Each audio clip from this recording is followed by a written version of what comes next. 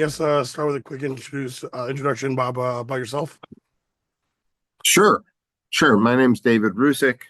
I've been a professor at the University of Illinois now for 41 years. Um, I work on how plasmas interact with materials, but I've also started very early on in my career talking about energy in general, built up a very successful course here, turned it into a Coursera course, and then someone said, "Why don't you put the videos on YouTube?" And I did. And one day, shortly after that, one of my grandchildren called up my wife and said, "Papa's blowing up on YouTube." And she said, "Oh my God, is he okay?" It gained popularity. I'm continuing to do this. I'd like to put them up at a higher rate. We're going to do another one in April. So I don't know. Maybe it's going to only be 2 or 3 a year. But For everyone listening, what's the channel URL? It's youtube.com/. right. It's called Illinois Energy Prof. Okay. Awesome. Illinois Energy Prof, completely non-monetized, free public use site, just to educate people. Try to not be political at all. Just try to educate people about topics related to energy, particularly nuclear topics. That's funny. Like I wanted to do that exact same thing pre-YouTube when I was on my high school debate team. Okay. I even bought like a digital camcorder. I used to record our practices, and I would, HTML my own pages and throw those videos up there. And then all of a sudden, the YouTube starts off, and I'm like, oh great, where was this 5 years ago? Yeah, I know. It's really useful. All right. Reason I had you on, I reached out was so I coach, like I said, a mostly middle school debate team with a couple high schoolers here and there, and we debate this format called public forum debate. Two versus two students, 45-minute debate. And I did all sorts of different formats in high school, but I like this one in particular because you're supposed to get straight to the point, right? Unfortunately, over time, more and more kids from the other formats trickle into our format, and then it gets all fast and technical and becomes this mess that I don't like anymore, right? But the ethos of it is, supposed to be like a debate that any layman can understand, right? That you can pull a third grader off the street and they'd be able Yeah, to go along with you, right? And like I said before too, I love it when we can actually get experts in their field to educate us, so that we're not making mass public transportation on electric in the sky arguments, right? Um, right. it's a group So of just a couple of questions on the format. One thing you mentioned to me, which seems fascinating, is that the same two people will debate both sides at yes. different times, So or how does that work? most big tournaments, you'll debate like six preliminary rounds, kind of like regular season in sports, Okay. and then you go to March Madness brackets. Okay. So during those first 6 rounds, some tournaments will give you three on the pro, three on the con. Other tournaments will use the national rules, which I love, which can be sponsored by DraftKings since it's gambling. You have a coin flip. The winner of the coin flip can choose either side or speaking order, and the other team chooses the other. Got it. Cool. So Nine, your people have to be knowledgeable to argue either side of an argument. 10 a.m. in the morning, round one. Oh no, the government does not need to invest in nuclear. Da, da, da, da, da. 2 hours later, this is the best idea. The government needs to be involved in this, right? Yeah. Now, how are these judged then? It's like a panel of judges or what?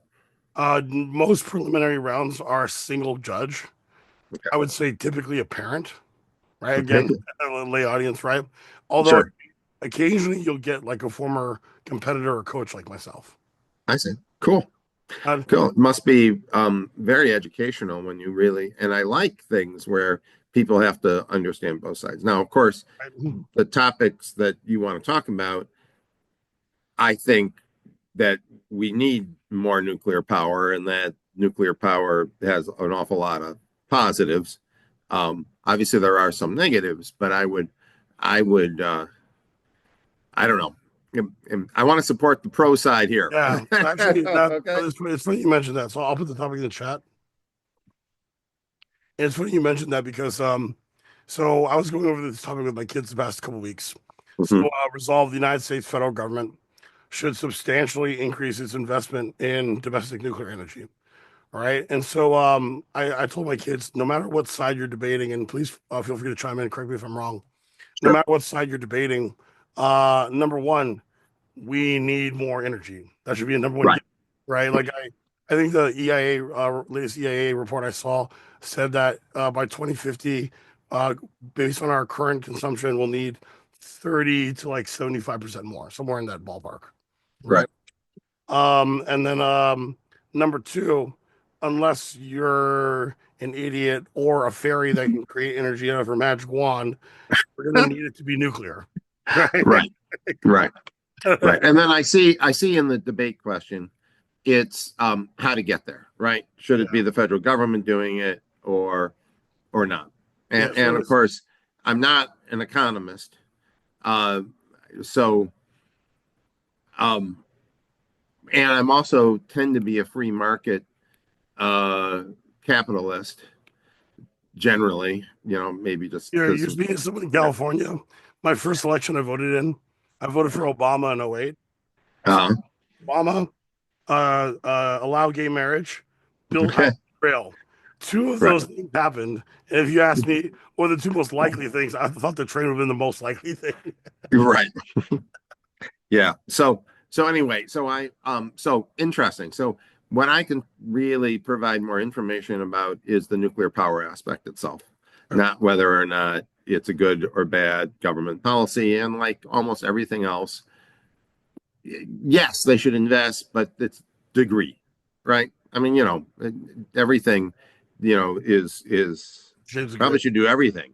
Now the question is, how much. But your kids can have a great time debating that point.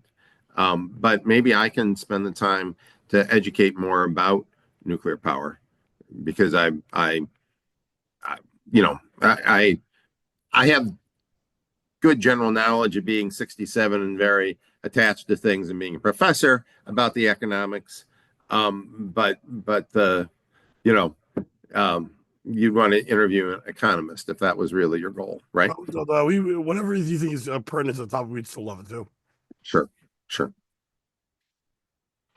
Okay. So where do you want to start? What was your like initial like reaction when you saw the topic? Um, so my most recent YouTube video um, looked at the status of the federal government program that wanted to promote small modular reactors, SMRs. And some number of years ago, they had a competition because the whole licensing prospect of a new whole reactor class is daunting. And because it has to go through an enormous amount of approval and legal steps and design, there's no economic way a company could survive long enough to potentially ever profit from it if they had to do this all alone. And And then the God forbid government also, you yeah, have multiple SKUs in the future. right. And the government also wanted to settle down on a couple designs so that if those are all pre-approved, if those get all approved once, now people can build the same thing over and over with a much less red tape. I mean, it's not just the regulation, but much more assurity that it's all going to work because you've gone through these enormously detailed, complex um, procedures to understand everything and then actually do it and then actually build it. So All right. actually, not to jump ahead of the whole entire debate, Sure. but on the con, where you hear a lot of privatization arguments. Right. I believe most con teams will argue SMRs, right? Because they're cheaper and smaller. They're not huger investments, right? Right. Well, I But mean, this is all on SMRs. yeah, and then I but mean, what I like, yeah, but I was gonna say what I like what you said there was we need the USFG first to actually create all the regulations and approvals or whatnot and yep, designs. Then it can go into production. So exactly. you could actually argue that SMRs themselves fall into the pro category of this heavy investment. Right. Well, it did. Now here you could have a shift because the government did this, and they have two that were selected, and they are have been, working 3 or 4 years through all this massive paperwork, and they've each found a commercial partner. I mean, your kids should watch that 15-minute video for sure. All right, and it so each of these two reactors now has a commercial private enterprise partner that's putting in money. The government is still putting in money um, to get these two fully approved, built, and then the question will be, can now the industrial partners build more on their own without more government investment? But that was the goal of this program, to get this started. Um, there's one, I want to go back just a bit to the really cool physics about these. Okay. So these are what we call generation 4 reactors. They work not on thermal neutrons, not on neutrons that have been slowed way down, but on fast neutrons. So the way this works is when uranium is broken up, more neutrons come out. Those neutrons come out at very high speed, at high energy. And the chance of making another fission has a curve that is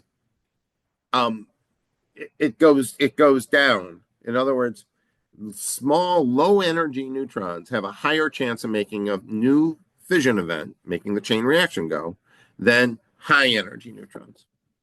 Okay. So you might say, well, the most efficient way to use fuel would be to slow all the neutrons down, and all of our, not all, but almost all of our current nuclear reactors and the ones that have made energy do exactly that. They thermalize the neutron. You need a lower enrichment fuel, and then you can actually, make the sustainable chain reaction. The doing it the other way, doing it with fast neutrons, has some really great advantages, and it has some disadvantages. The advantages are, first, that you use up the long-lived high-level wastes. So one of the criticisms of nuclear power is, my gosh, you make this waste that's radioactive for 1,000,000 years, and the volume of it is tiny, and I think that's fine. You bury it in a mountain, and it doesn't hurt a thing, but it is there. These Gen 4 reactors actually use those long-lived radioactive wastes. We call them transuranics because they're heavier than uranium. It uses them as fuel. So it gets rid of them. You always have the waste, which is the two things the uranium broke into, but those are relatively short half-lives. Relatively short, meaning that in 500 years, that waste is no more radioactive than the uranium you put in. Then no one should be able to complain because the uranium you dug up wasn't in some special container. It was just dug up, right? I grew up with The Simpsons, and I always loved watching Mr. Yeah. Burns pick the drums in the trees. Right? Yeah, exactly. Exactly. That Well, doesn't occur. so Actually, I have to yeah, ask. The plant that Homer worked at, is that Gen 1, Gen 2, Gen one, probably 1 or 2? 2, yeah, the standard stuff, thermal neutrons. Okay. Okay. Okay. We're at 4 now. Yeah. Well, the new reactors, these SMRs are going to be 4. All right. Got it. Okay. So so this advantage of not having your long-lived high-level wastes is a big one. But the even bigger advantage is that it's complete walk away laws of physics safety. As soon as the reactor gets too hot, it automatically shuts down. Laws of physics shut it down. And the way this works is that there are these things called resonances that can absorb a neutron without making it cause a fission. And there's a thing called Doppler broadening when something is moved, like the train that goes past you. When something gets warmer, these resonances get wider. When they get wider, all the neutrons get absorbed before they can cause more fissions. And there's nothing you can counteract that with. It's just a law of physics. If the fuel gets too hot, the reaction automatically stops. And this has been known, and we've had training reactors. We had a training reactor here at Illinois. And in 1984, when I applied for my job, and I'm a fusion guy, I didn't know diddly about nuclear power at that point. I'm up on top of the reactor. It's a water pool, and they discharge some compressed air, and it blows out the control rod. Literally, the control rod comes out of the reactor. And now, with no control rod, the reactor starts, all the neutrons, it starts ramping up its power really, really high. And you get this blue glow, right? And water starts bubbling. But of course, it's one of these types of reactors that as soon as the fuel gets hot, it shuts itself down. That's why they can use it for training. You can have undergraduates, run the thing. Doesn't matter. There's no physical way you can make anything dangerous. And of course, they wanted to judge my reaction, right? It was did I run in terror, right? Or did I? And what I did was say, "Wow, look at the Cherenkov radiation," right? Like, okay, he's fine. Okay. So this inherent safety feature of these Gen 4 reactors and the fact that they get rid of their high level wastes really satisfies some of the generalized objections to nuclear power. Now, the only way this works is if you have a higher enriched fuel. So uranium comes in two isotopes, two predominant isotopes, U-238, which is 99.3%, and uranium-235, which is 0.7%. It's the U-235 that fissions well. So you have to enrich the fuel. Our standard reactors were running around the world, I guess they're generation 2, are need 3.5% uranium-235. So you have to do enrichment to get it from 0.7% to 3.5%. These Gen 4 reactors are going to need something between 15% and 20% uranium-235. Now, a bomb is 90% uranium-235. So these, again, cannot blow up like bombs. And then to go back to enrichment, when you say enrichment, running it through the reactor. Well, no, you have to enrichment in an enrichment plant. You have to do this before you put it in the reactor. Okay. Okay, to make the fuel, you put it in the reactor. Or you're making a reaction in it, and then. Well, no, you're actually somehow separating the two things based on their mass. In the first times this was done during World War II at Oak Ridge, they turned uranium into a gas by mixing fluorine with it. You have your UF6. And U-238F6 is a tiny bit heavier than U-235F6. And diffusion goes by 1 over the square root of the mass. So you could diffuse this through a membrane, and you get a tiny, tiny bit more of the lighter stuff. And you do this step 10,000 times, and then you get enriched uranium. There are ways to do a centrifuges. When you all complain, oh my God, Iran has all these centrifuges. That's a more efficient way to enrich the uranium. So one of these things about these Gen 4 reactors is that we have to produce a plant that makes the fuel. Okay. And that is something the government is also right now taking on, because while these reactors have all these wonderful things and commercial entities would gladly do it, they have to be able to buy the fuel. And then, as you mentioned, the fuel's weapons grade? No, it's not. The fuel is on its way. The fuel, so weapons grade is 90%.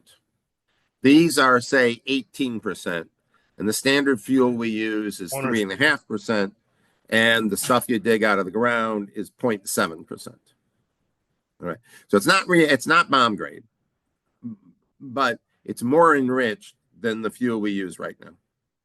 So to make the fuel is taking another government project. And someday it should be commercial, right? They should be able to pay for making it, depending on the people buying it. But when you start a thing like this, no one's buying the fuel because none of the reactors are built. So you want to spend billions of dollars making the plant to make the fuel. Where are you going to raise the capital for that? Hey, don't worry. If they really do build these reactors, you'll have a market for it. So this is also The needed, analogy, at the least to analogy in my start. head that I was Yeah. building that I immediately killed because how young my students are. Like, oh, it's kind of like VCRs and videotapes and Blockbuster. Oh no, I need to come up with something different. Yeah, you do. Because it's not well, I mean, it's not like a thing did Betamax or VCR win. It's not anything to do with that. But it is that you think about the first gas station. We couldn't have this automobile based economy if you didn't have gas stations.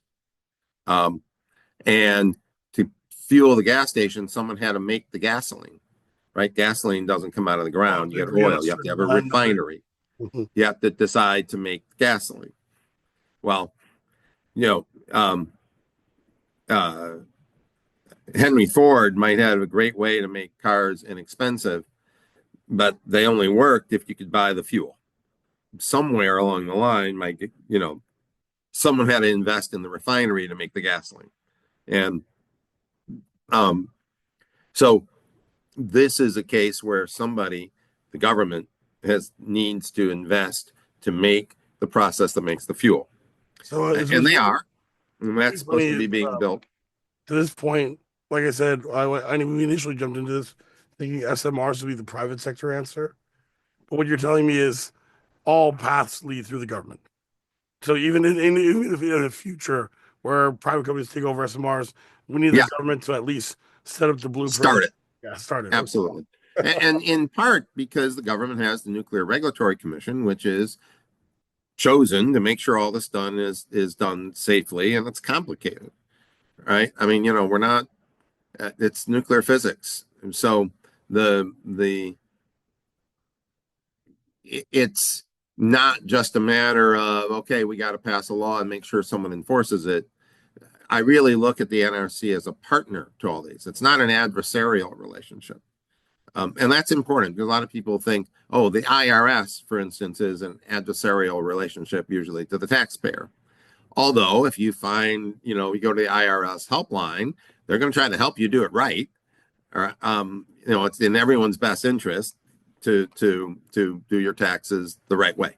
Um, but I think the NRC is even more than that because this is so complicated. You need experts to make sure you all have it right, especially when that first time you're all doing it is going to be the model that everyone now follows. I think the whole fuel industry and the SMR industry can become private sector and should. And the whole point is to try to make it that. But it probably won't start without government support and help at the start. Okay. Got it. Okay, cool. Let's see.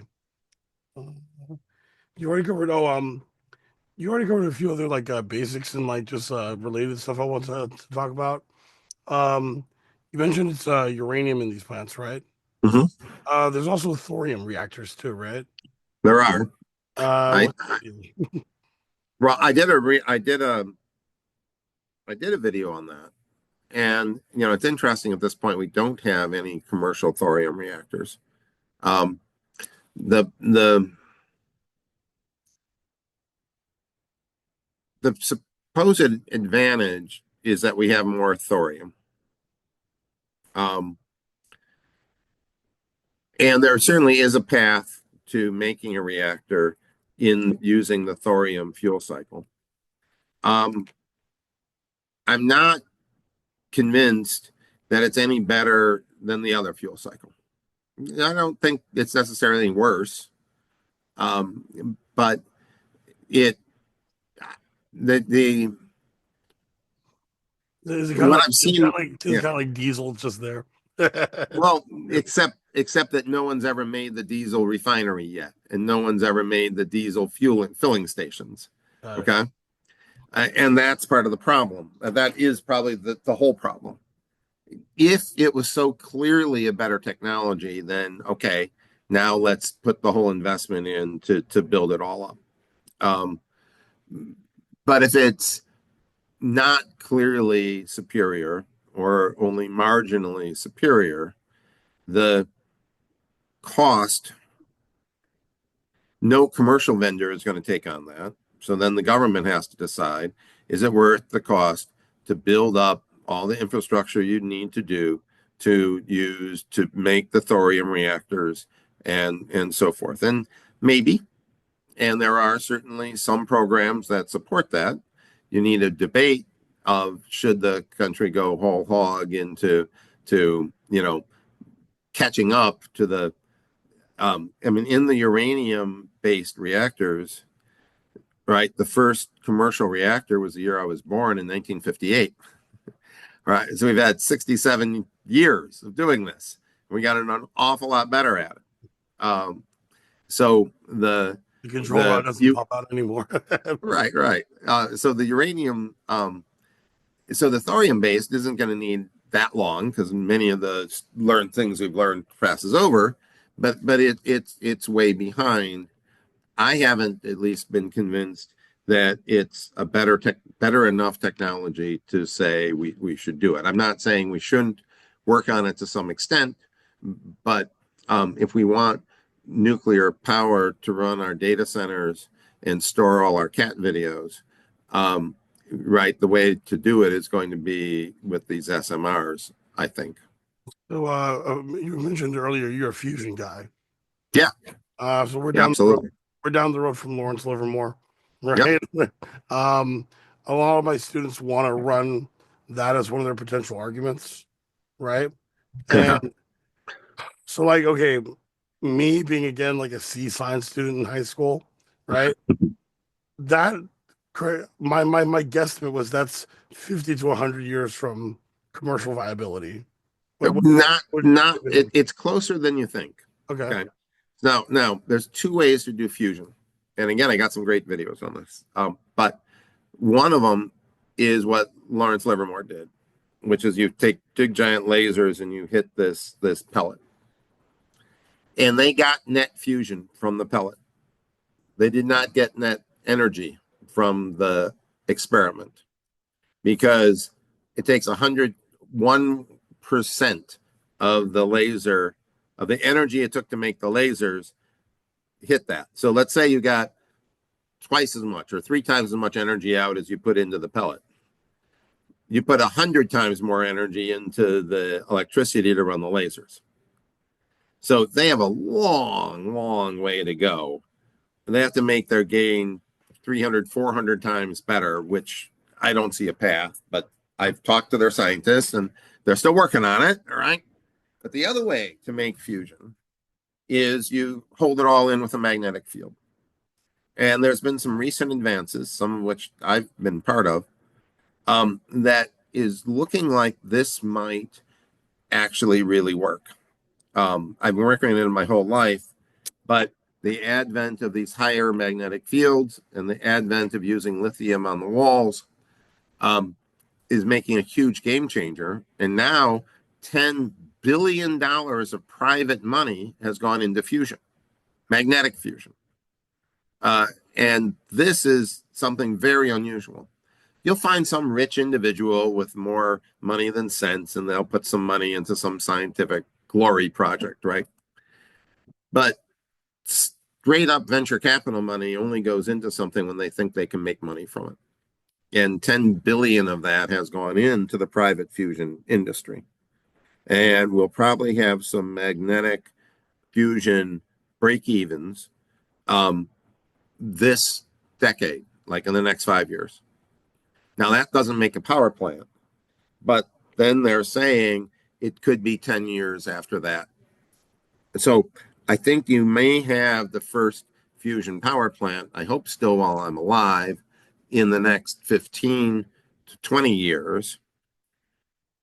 Um,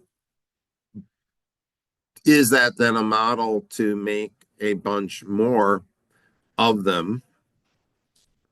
I'm not sure because while it has certain advantages over fission, it doesn't have 50 years of technological development. Okay. Um, and it still uses a radioactive fuel, and the machine still becomes radioactive. Um, the waste product is helium as opposed to fission products, but you still are in a radioactive environment with a radioactive fuel. So those advantages I don't think are as shiny as you'd like. You have virtually unlimited fuel, yes, because it uses isotopes of hydrogen. You have to make the tritium out of lithium, but that's fine. You don't have to make very much. So there are some ultimate advantages there. Any science fiction story that says how the world's going to be powered in hundreds of years, it has to be fusion, or thousands of years, thousands of years. Yes, and we're on our way to get there. But you want to do something that's going to actually give you electricity to run our modern economy in our lifetimes, my lifetimes. It's fission. Not to say we shouldn't be doing fusion, we are, but I don't think it's a con argument that we don't. Fusion is being done by now the private sector, and it will be able to satisfy our energy needs. Everyone dump your money into this. Yeah, well, people are dumping money in, but it still takes time. You can't it the steps to go from an idea that works to an idea that works in the lab it takes a long time. But then to make it a practical thing that can make money, this the thing called technology readiness levels. To go up that whole chain is daunting and difficult, and it takes time. And the more complicated something is, the longer it takes. So like after learning all this stuff and about all the regulatory stuff and like the fuel that needs to be sold by like first made and then sold by the government. So like now I guess I feel very, very confident on the pro side because again the topic says the USFG should substantially increase its investment in domestic nuclear, right? I'm trying now to think of like okay, with all that knowledge in mind, if you are now saddled with the con, like what's the point of attack? I think you should say that the amount of money the government has put in is Adequate? just fine. Yeah. They shouldn't cut it, but substantially increase. No, the programs are working. And now private money is starting to come to them.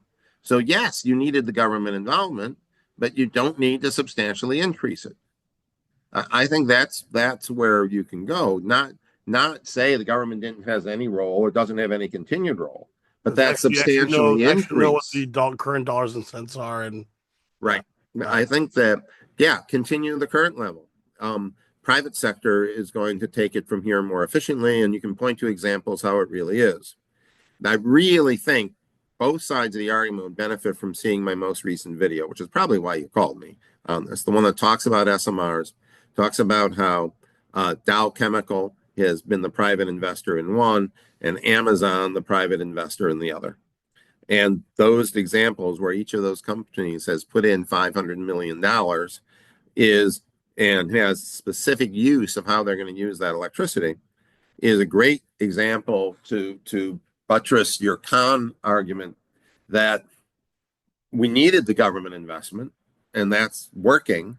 And now, as evidenced by these partners who are really pushing this and using their technical expertise from the commercial sector, the level of investment we've done in it has been just fine. To the point now where we'll be at a point soon where the all these commercial non-government entities can start taking over sometime in the next. Right. Well, and I don't think it means you cut the federal budget on it, but that's not the argument. It says substantially increase, and no, I think the level we're doing is fine, and it's working. And they probably could have a con argument that anytime the government tries to substantially increase something, it's wasteful because they procure a whole bunch of money and And then Elon Musk has to come with his chainsaw.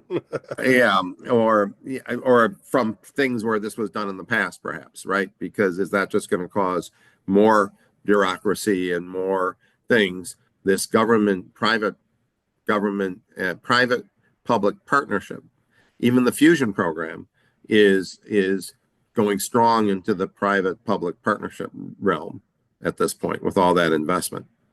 One of my former students and very good friends is the guy running the Office of Fusion Energy Science in the government.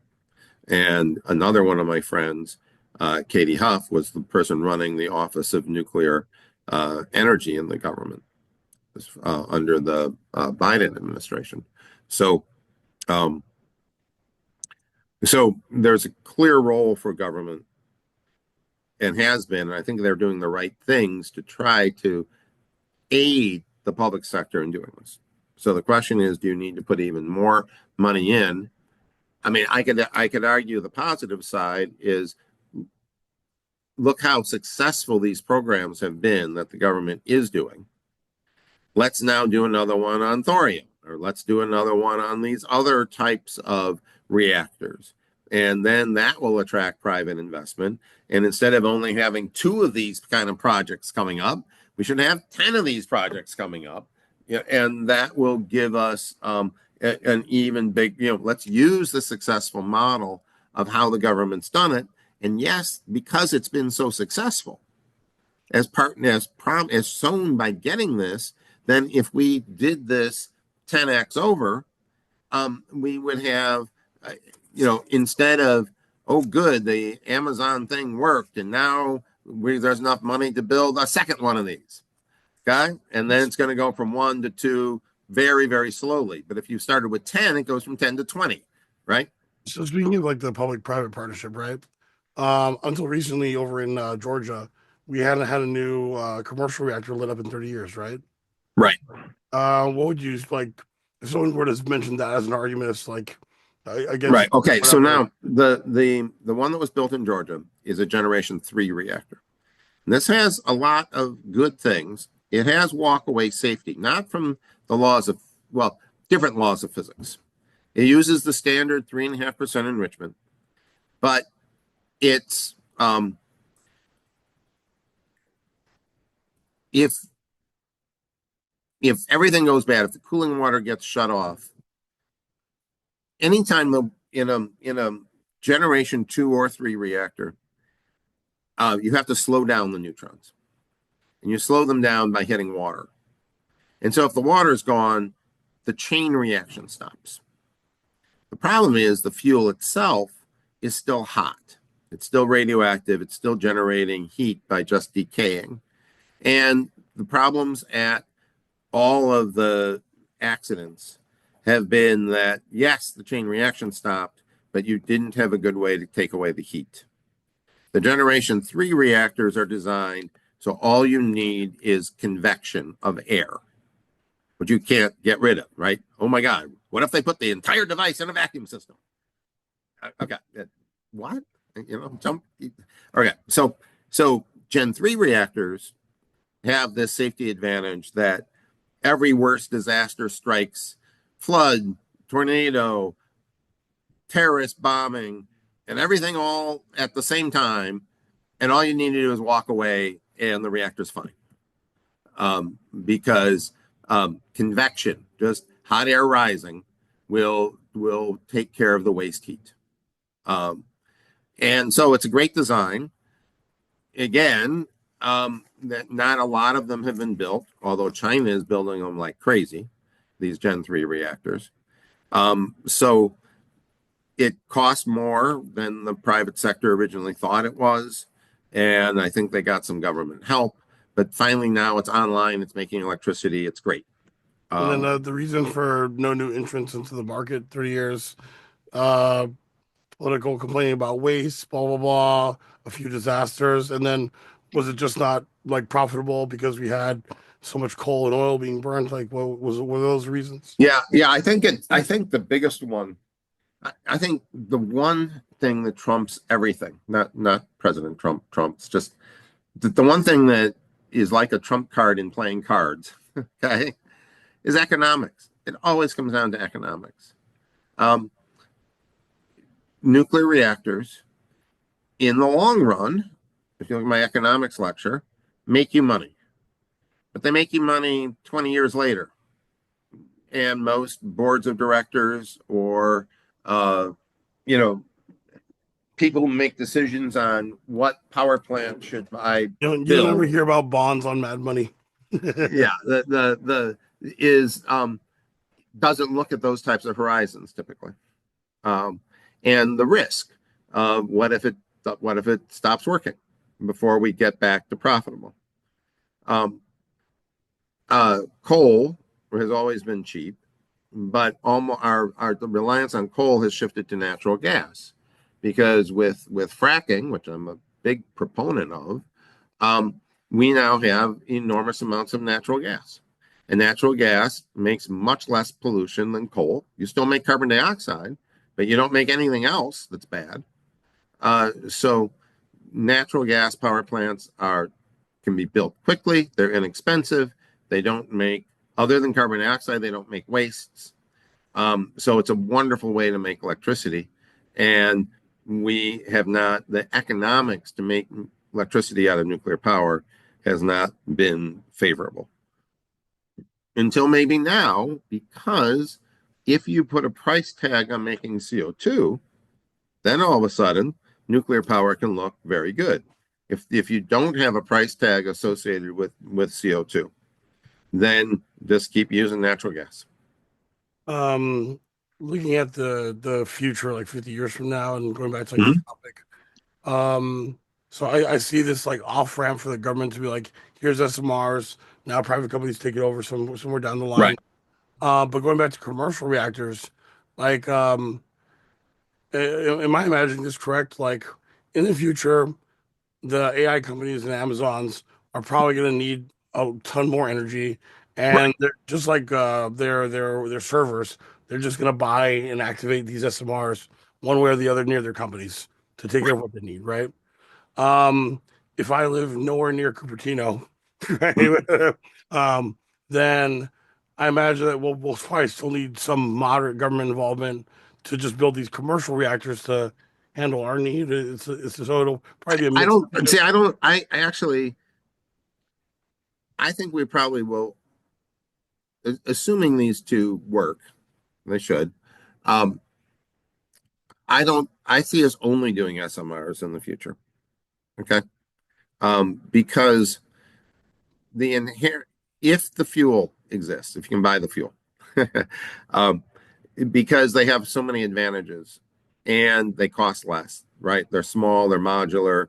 The problem with the plants in Georgia is you're making an enormous amount of electricity, but it takes an enormous amount of money. And and is it a good economic deal? Yes, in the long run, but, but, your stake in the game is so high. You rather put a smaller stake in and then 5 years later, once it's operating, buy another one and another one and another one. So I really see SMRs as the future. I don't think it's a competition between building, um, the APC 1000s, which is what was built in Georgia, versus SMRs. Not saying none of the others will be built, but because for instance China is doing it very strongly, but I can see a lot of advantages for the small modular reactors over the large mega power plant. Um, so on the other hand, the mega power plant costs less. So one disadvantage of the SMRs is the cost of electricity is high from them. Now, there's all this, oh, once we build a whole lot, it'll come down. Well, true. How far down? And if I compare it to like the plant in Georgia, if you knew how much it was going to cost and build another one just like it, and it's all regulated and done and everything else, the next one should cost a lot less too. And in the end, it has a very cheap cost per kilowatt hour. It's economy of scale, and economy of scale of making that much electricity in one spot. It's cheaper per watt that you produce. So The SMRs have a ton of advantages, but economics is not one of them. And the large standard Gen 3 reactors have wonderful safety features, so that's great. But they're going to they will ultimately produce electricity at a lower cost. So that may be a reason we keep doing them too. And then before I get you out of here on this, so like I said at the very beginning of this, in the future we need more energy. It probably has to be nuclear, right? I had a few high school kids go to a debate tournament on this topic for the first time last weekend, and they had opponents on the negative arguing, no, go renewables, right? So if if you with your expertise could like summarize, analogize just how insufficient renewables are currently and will still be insufficient 20 years down the line, like how would you frame that to explain to like a layman? Um, well, it depends what time of day it is. But if it's in the evening, will point outside that it's dark. And I may point outside that it's not terribly windy right now. And that's the problem, is that energy is ridiculously expensive to store, which means you need to use it when you make it. That's the term intermittent, right? Yeah, and it gets dark. We absolutely know it gets dark every night.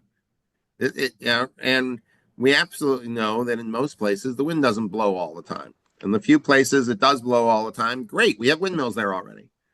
But the energy density of the sunshine or of the wind is tiny.